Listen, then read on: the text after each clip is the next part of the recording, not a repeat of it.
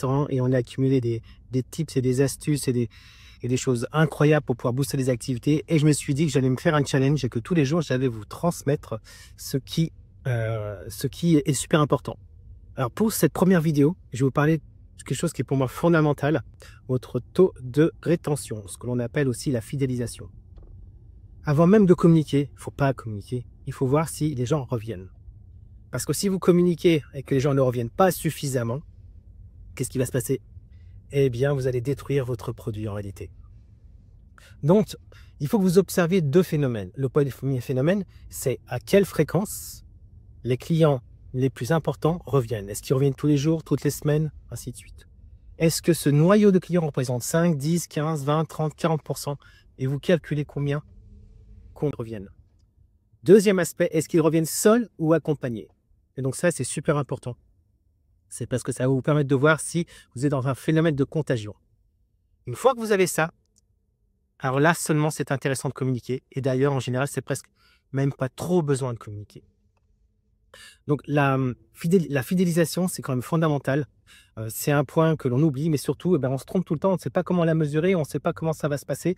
Et du coup, on arrive avec des outils qui sont très faibles. Alors, la petite astuce, effectivement, vous faites une petite mesure sur 3 jours, une semaine, un mois, et vous regardez ce qu'on appelle, je pourrais vous envoyer une fiche à tous ceux qui le veulent pour pouvoir vraiment mesurer, regarder si vous êtes dans un bon niveau de fidélisation. Donc, moi, à votre place, si la fidélisation n'est pas bonne, on va questionner une seule chose, c'est l'attractivité produit. L'attractivité produit, ça va consister à voir de quelle manière les gens trouvent que votre produit est irrésistible. Un produit, il doit rester dans la mémoire, il doit donner envie. Si on voit sur les réseaux sociaux, il faut qu'on ait envie de venir chez vous. Si on vient manger chez vous, les gens doivent avoir envie d'en parler à leurs amis. Dans votre produit, vous avez quelque chose qui est fondamental, c'est le cadre. Si jamais vous avez 80% de vos clients qui arrivent avec leur téléphone et qui filment juste en rentrant, c'est gagné. D'où l'importance d'avoir des bons archives, je peux vous en donner, qui vous donnent des effets waouh. Donc dans l'expérience utilisateur qui fidélise, vous avez effectivement l'ambiance. Vous allez avoir ensuite, deuxième point, le produit, c'est-à-dire ce qu'on va manger sur place et l'expérience qui va être vécue et la qualité culinaire, ou ça dépend du concept, s'il est festif, ainsi de suite.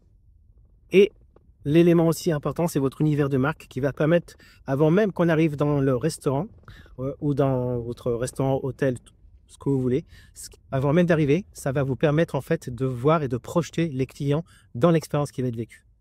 Alors si c'est trop fort, ça va être décevant. Bon, c'est rarement le cas. Et si c'est trop faible, l'inconvénient, c'est qu'on ne va pas aller jusqu'au bout de ce que vous avez à transmettre et à faire vivre aux gens en termes d'expérience.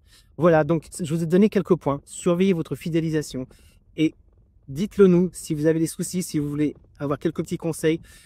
On peut très vite vous dire en quoi votre concept peut être amélioré, sur quels aspects et comment augmenter. En général, on peut mettre des plans d'urgence en 15 jours pour rebooster vraiment très fortement une activité.